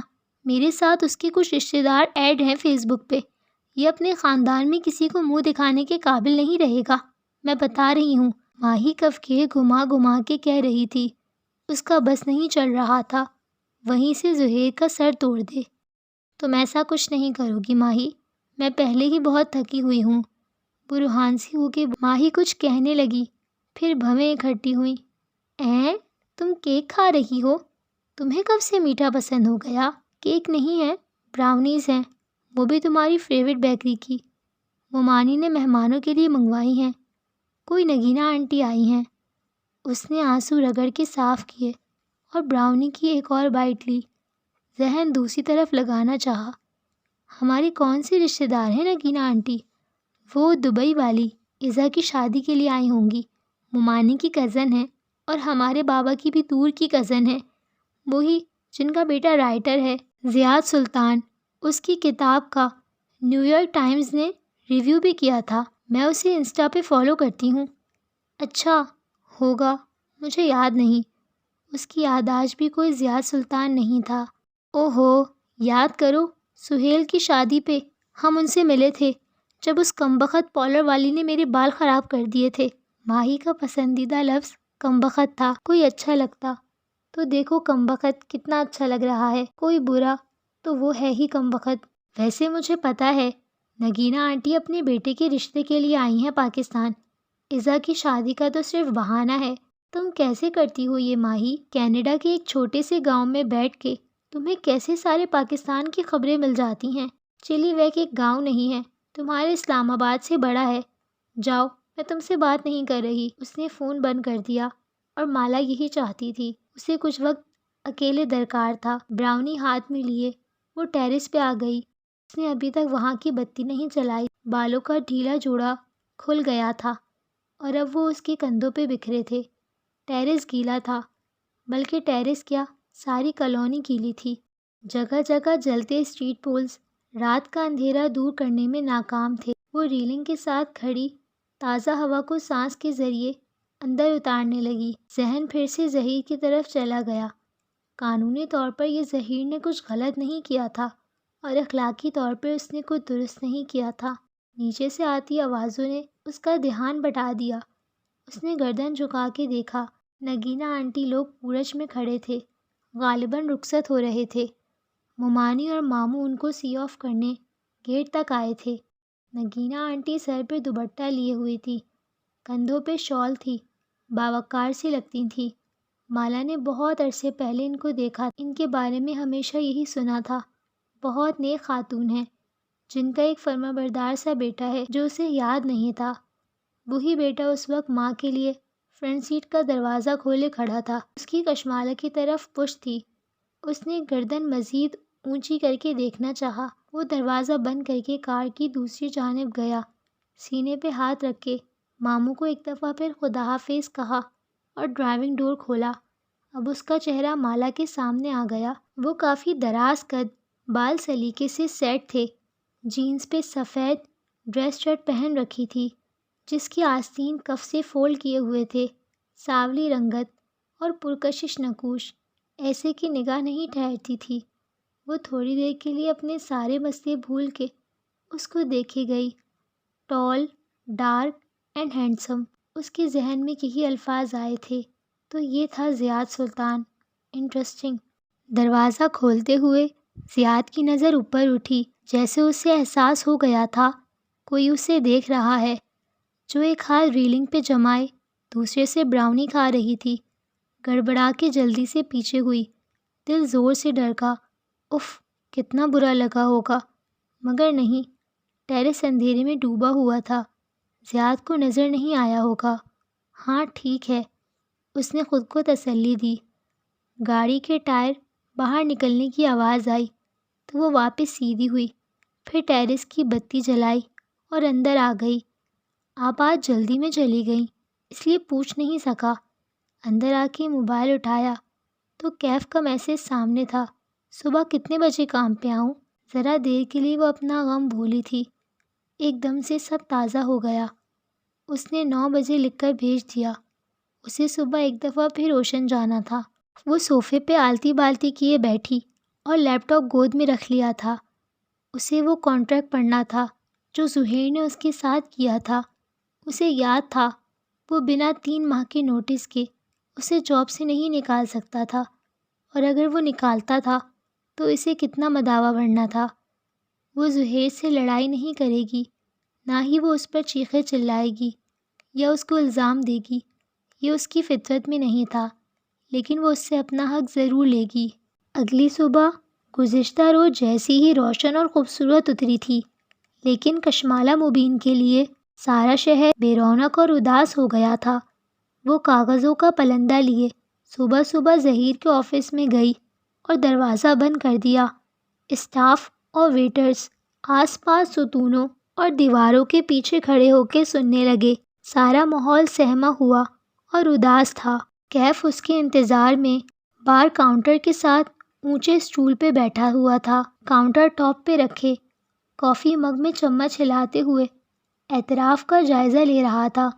جب سیڑھیوں پہ آہٹ ہوئی، اس نے نظریں اٹھا کے دیکھا، وہ زینیں اتر رہی تھی۔ اس نے آج سیاہ لمبی قمیص کے ساتھ سفید دوپٹہ کندھے پہ ڈالا ہوا تھا، بالوں کا جوڑا بندھا ہوا تھا اور ایک لٹ دائیں گال کو چھو رہی تھی۔ آج اس نے ٹاپس نہیں پہنے تھے، پیروں میں سفید ہیلز تھیں اور پیشانے پہ ابھی تک بل تھے۔ چہرہ تمتمایا ہوا تھا، ہاتھ میں ایک باکس تھا جس میں اس کی چیزیں تھیں۔ سب سے اوپر کیکٹس کا ننھا سا گملہ تھا۔ وہ اٹھ کھڑا ہوا اور اس کے ہاتھ سے باکس لے لیا۔ تھینکس۔ اس نے ایک سرسری نظر کیف پہ ڈالی۔ اس کے نئے جاگرز آج بھی اجلے سفید تھے، البتہ حلیہ وہی تھا، بڑھی شیو، ماتھے پہ آئے نوعمر لڑکوں جیسے بلدار بال، ٹی شرٹ پہ کالر والی شرٹ، اس کے بٹن سامنے سے کھلے تھے، چہرے پہ مسکراہٹ اور ہاتھ پیچھے کو بندھے ہوئے تھے۔ یس باس، مجھے مال تک جانا ہے، تم ڈرائیو کرو گے؟ کار کا ریموٹ اس کی طرف بڑھایا اور خود آگے بڑھ گئی۔ کیف باکس اٹھائے اس سے 2 قدم پیچھے تھا۔ یکدم کشمالہ کو احساس ہوا کہ وہ رک گیا۔ اس نے پلٹ کے دیکھا، وہ ریسٹورنٹ کے ہال کی مرکزی دیوار کے سامنے رکا ہوا تھا، گردن اونچی اٹھائے وہ دیوار کو دیکھ رہا تھا۔ وہ دیوار بذات خود ایک پینٹنگ تھی۔ وہاں ایک منظر بنا تھا، ساحل کی ریت، پیچھے نظر آتا نیلا سمندر جس کی سطح پہ دھوپ چمک رہی تھی، ایک جھولا جو ریت پہ ستونوں سے نصب کیا گیا تھا، جھولے پہ ایک کتاب درمیان سے کھول کے الٹی رکھی تھی۔ منظر اتنا خوبصورتی سے پینٹ کیا گیا تھا کہ حقیقت کا گمان ہوتا تھا۔ دیوار کے آگے فرش پہ اصلی ریت اور سیپیاں بکھری تھی۔ وہ صرف پینٹنگ نہیں تھی، 3D پینٹنگ تھی۔ کیف کی نظریں دیوار کے نچلے کونے تک گئیں۔ وہاں مالا کے نام سے دستخط تھا، 7-5 برس قبل کی تاریخ درج تھی۔ اس نے گردن موڑ کے ستائشی نظروں سے مالا کو دیکھا جو اس کی منتظر کھڑی تھی۔ یہ آپ نے پینٹ کیا ہے؟ چلیں، وہ بنا کسی تاثر کے بولی اور دروازے کی طرف اشارہ کیا۔ وہ گہری سانس لے کر اس کے ساتھ ہو لیا۔ آپ الویژن آرٹسٹ بھی ہیں، مجھے اندازہ نہیں تھا، وہ اس کے پیچھے چلتے ہوئے کہہ رہا تھا۔ پرانی بات ہے، وہ جیسے اس بات کو کوئی اہمیت نہیں دے رہی تھی۔ کیف خاموش ہو گیا۔ راستے میں وہ خاموشی سے کھڑکی سے باہر دیکھتی رہی۔ ایک دو بار نگاہ اٹھا کے کیف کی طرف دیکھا تو احساس ہوا اس نے بیٹھتے ہی بیک ویو مرر کو چھت کی طرف کر دیا تھا تاکہ ڈرائیور اور سوار ایک دوسرے کو نہ دیکھ سکیں۔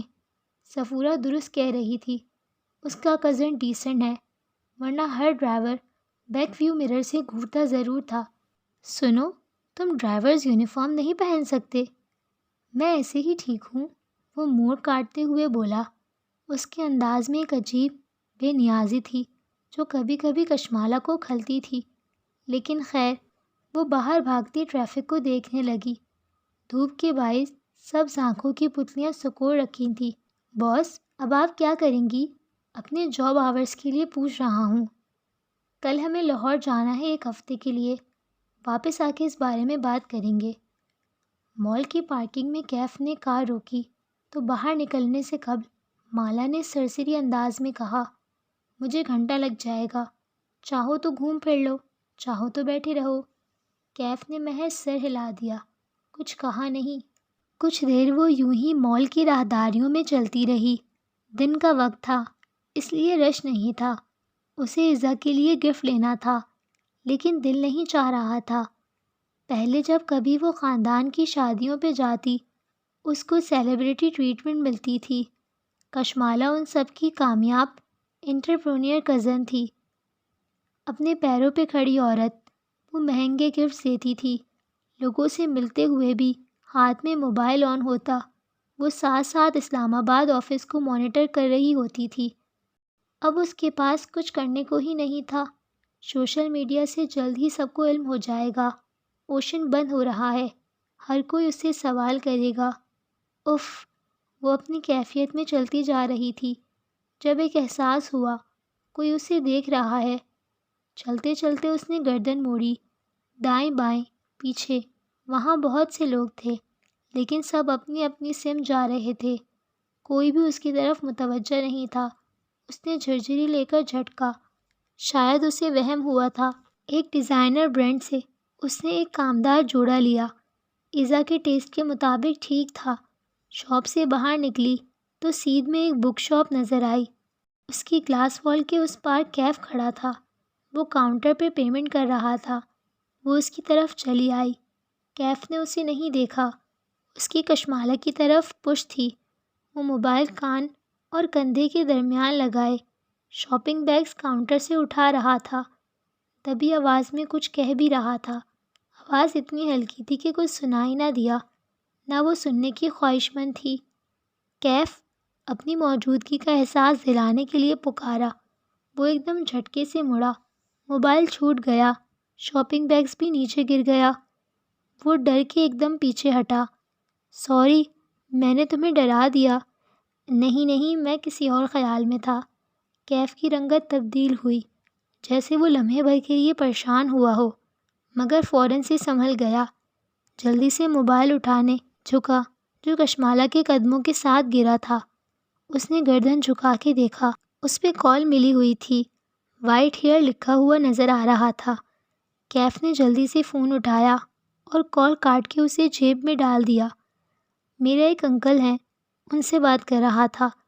اب وہ پنجوں کے بل بیٹھا شاپنگ بیگ سے نکلا سامان اندر واپس ڈال رہا تھا۔ میں فری ہوں، چلیں؟ اس نے نظر انداز کیا، البتہ وہ دیکھ سکتی تھی۔ اس کے ہاتھ میں ایک اسکیچ بک اور چند گرافک پینسلز تھیں جنہیں وہ جلدی جلدی سمیٹ رہا تھا۔ پھر وہ کھڑا ہوا، نظر کشمالہ کے ہاتھوں پہ گئی، فوراً ہاتھ بڑھایا۔ یہ مجھے پکڑا دیں۔ نو پرابلم، میں اٹھا سکتی ہوں۔ وہ آگے جانے لگی، لیکن کیف سامنے آیا اور ادھر لائیں کہتے ہوئے نرمی سے اس سے شاپنگ بیگ لے لیا۔ وہ بنا کچھ کہے آگے بڑھ گئی، لیکن اسے اچھا لگا تھا۔ اس نوجوان میں بہت مینرز تھے، بس یونیفارم والی بات پہ میں ایسے ہی ٹھیک ہوں والا ایٹیٹیوڈ نہ ہوتا تو وہ بہترین ملازم تھا۔ کشمالہ کے تجربے کے مطابق ایٹیٹیوڈ والا ملازم زیادہ دیر تک ملازم نہیں رہ سکتا تھا۔ دیکھتے ہیں یہ کتنا عرصہ ٹکتا ہے۔ کافی لیں گی؟ لفٹ کی طرف جاتے ہوئے کیف نے پوچھ لیا۔ وہ اس سے 2 قدم پیچھے چل رہا تھا۔ ہاں، میرے لیے ایک اسپریسو ڈبل شاٹ، رائٹ؟ وہ پرس سے کارڈ نکالتے ہوئے چونکی۔ آبرو تعجب سے اکٹھی ہوئیں۔ تمہیں کیسے معلوم میں کیسی کافی پیتی ہوں؟ آپ کی اسسٹنٹ سائقہ سے پوچھا تھا۔ وہ مسکرایا، گال کا گڑھا گہرا ہوا۔ نہیں، میں تمہیں اپنا اسسٹنٹ نہیں رکھنے لگی، حالانکہ آپ کو ایک نئے اسسٹنٹ کی ضرورت ہے۔ اس کے ہاتھ سے کارڈ اچکتے ہوئے مسکراتے ہوئے بولا، سائقہ کو اوشن جیسی تنخواہ دینا آپ افورڈ نہیں کر سکتی۔ جلد یا بدیر آپ کو کوئی نیا کام شروع کرنا ہوگا۔ اس وقت کم تنخواہ پہ اگر کوئی دستیاب ہے تو وہ میں ہوں۔ کافی لاؤ شاباش، آبرو سے اشارہ کیا۔ وہ مسکراتا ہوا آگے بڑھ گیا۔ کیف نے اسے گھر ڈراپ کیا تو وہ اسے صبح جلد آنے کی ہدایت دیتے ہوئے کار سے نکلی، پھر شاپنگ بیگز لیے سیڑھیوں کی طرف بڑھ گئی۔ وہ وہیں گیٹ کے اندر کھڑا موبائل پہ اپنے لیے رائڈ بک کروانے لگا۔ اس وقت گھر پہ کوئی نہیں ہوتا تھا۔ مومانی ورکنگ وومن تھی، بچے اسکول کالج والے تھے۔ وہ بیگز لیے سیڑھیاں چڑھنے لگی، اوپر ٹیرس تک آئی تو وہ رک گئی، بیگز وہیں فرش پہ رکھ دیے، گردن موڑ کے پیچھے دیکھا۔ وہ موبائل کان سے لگائے ادھر ادھر ٹہل رہا تھا۔ اسی پل چہرہ اٹھا کے اوپر دیکھا۔ کشمالہ کے چہرے کی پریشانی بھانپ کے وہ الرٹ سا ہوا، موبائل نیچے کیا اور سوالیہ انداز میں آبرو اٹھائے۔ ادھر آؤ۔ اس نے 2 انگلیوں سے اوپر آنے کا اشارہ کیا۔ وہ تیزی سے اندر آیا، سیڑھیاں 2 کر کے پھلانگی۔ انداز چوکنا تھا۔ ٹیرس کے دہانے پہ آ کے وہ رک گیا، نظریں فرش سے ہوتی ہوئی داخلی دروازے تک اٹھتی گئیں۔ تم نے پوچھا تھا نا میرے پچھلے گارڈز جاب کیوں چھوڑ جاتے ہیں؟ یہ ہے اس کی وجہ۔ کشمالہ نے فرش کی طرف اشارہ کیا۔ سیڑھیوں کے اختتام پہ خون پڑا تھا، بہت سا خون، جیسے کسی نے پیالہ بھر کے انڈیل دیا ہو۔ خون کے چھینٹے دیوار پہ بھی آئے ہوئے تھے اور وہ ابھی تک گیلا تھا۔ کیا یہ پہلے بھی کبھی ہوا ہے؟ وہ احتیاط سے پیر بچاتے ہوئے اوپر آیا، پھر ایک جگہ اکٹھے ہوئے گیلے خون کے ساتھ پنجوں کے بل بیٹھا، گردن جھکا کے غور سے اسے دیکھا۔ ایک گارڈ نے اسی وجہ سے جاب چھوڑی تھی اور دوسرے نے اس لیے کہ کسی نے پتھر مار کے میری کار کا شیشہ توڑ دیا تھا، اور تیسرا وہ گردن جھکائے خون کا معائنہ کر رہا تھا۔ اس کو میں نے خود نکالا تھا، اسموکنگ کرتا تھا۔ اس نے بے چینی سے خون آلود فرش کو دیکھا، عجیب وحشت ہو رہی تھی وہ سب دیکھ کے۔ پھر اس نے دیکھا پنجوں کے بل زمین پہ بیٹھا کیف خون کی طرف انگلی بڑھا رہا ہے۔ ہاتھ مت لگاؤ اسے، پتہ نہیں کس کا خون ہے۔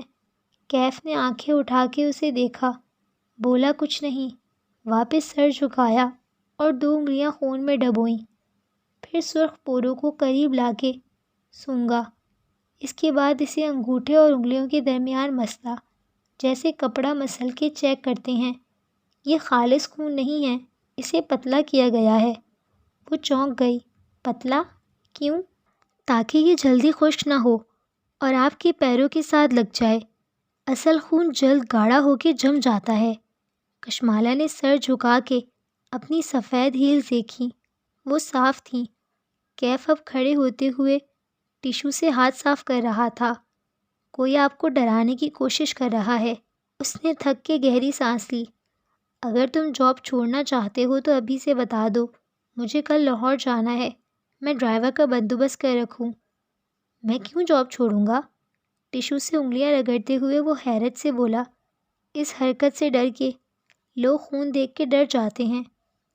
میں ایسے انسان سے کیوں ڈروں گا جو بزدلوں کی طرح چھپ کے کسی عورت کے گھر میں خون پھینکتا ہے؟ وہ اس کے سامنے آ کھڑا ہوا، مروڑا ہوا خون آلود ٹیشو اس کے ہاتھ میں تھا۔ میں نے آپ سے وعدہ کیا تھا آپ کی حفاظت کا، آج میں آپ سے ایک اور وعدہ کرتا ہوں، میں اس شخص کو ڈھونڈ کے آپ کے پاس ضرور لاؤں گا۔ وہ سنجیدگی سے کہہ رہا تھا۔ کچھ تھا اس کے انداز میں یقین دلانے والا، بے خوف کر دینے والا۔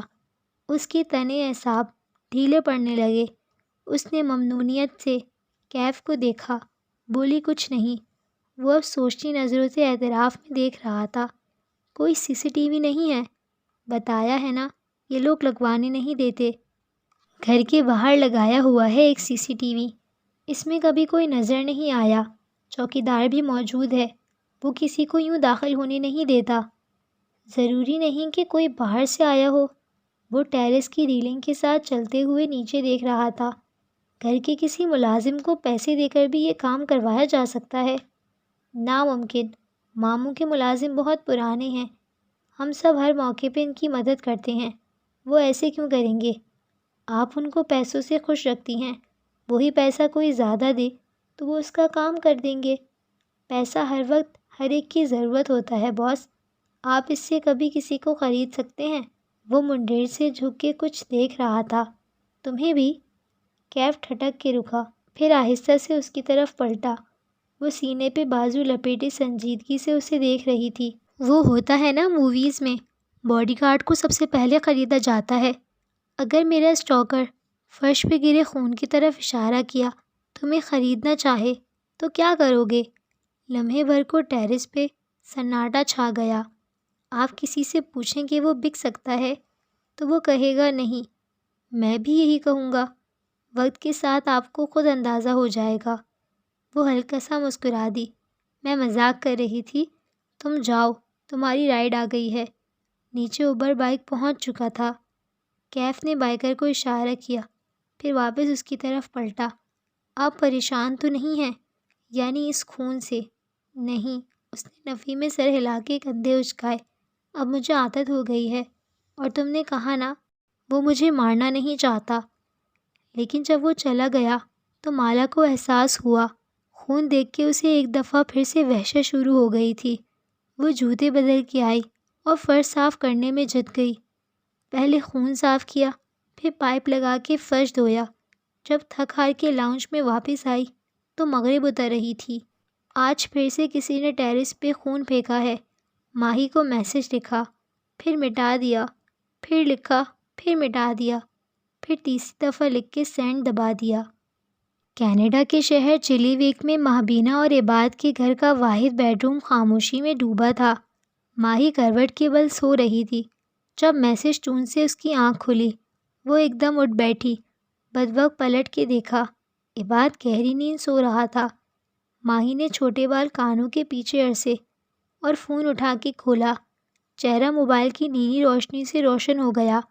میسج پڑھ کے اس کی آنکھوں میں فکر مندی اتر آئی۔ انگلیاں ٹائپ کرنے لگی۔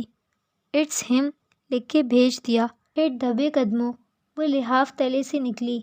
اس نے آدھی آستین کا گاؤن پہن رکھا تھا، بال کھلے تھے۔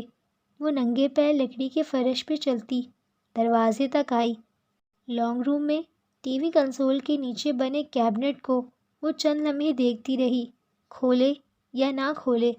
پھر اس نے کونے والی کیبنٹ کھولی، جھک کے اندر سے ایک اسکیچ بک نکالی اور سیدھی ہوئی۔ اسکیچ بک کے درمیان میں کہیں گرافک پینسلز رکھی تھی۔ ماہی نے پینسل والے صفحے کو کھولا، وہاں ایک تصویر بنی تھی۔ وہ چند لمحے اس تصویر کو دیکھتی رہی۔ مالا کے ساتھ جو کچھ ہو رہا تھا اس کا ذمہ دار یہ چہرہ تھا، اس کی آنکھیں، اس کی فاتحانہ مسکراہٹ۔ وہ اس چہرے کو بنا پلک جھپکے دیکھ رہی تھی۔ عجیب بے بسی اور نفرت کا احساس ہو رہا تھا۔ اس نے اسکیچ بک واپس رکھ دی، پھر دیوار پہ نصب گھڑی کی طرف دیکھا۔ فجر کا وقت ہونے کو تھا۔ وہ مالا کے لیے کچھ نہیں کر سکتی تھی، کیونکہ مالا اس کی نہیں سنتی تھی، کوئی ماہی کی نہیں سنتا تھا۔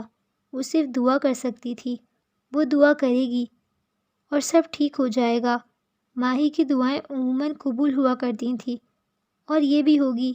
وہ خود کو تسلی دیتی ہوئی وضو کرنے چل دی۔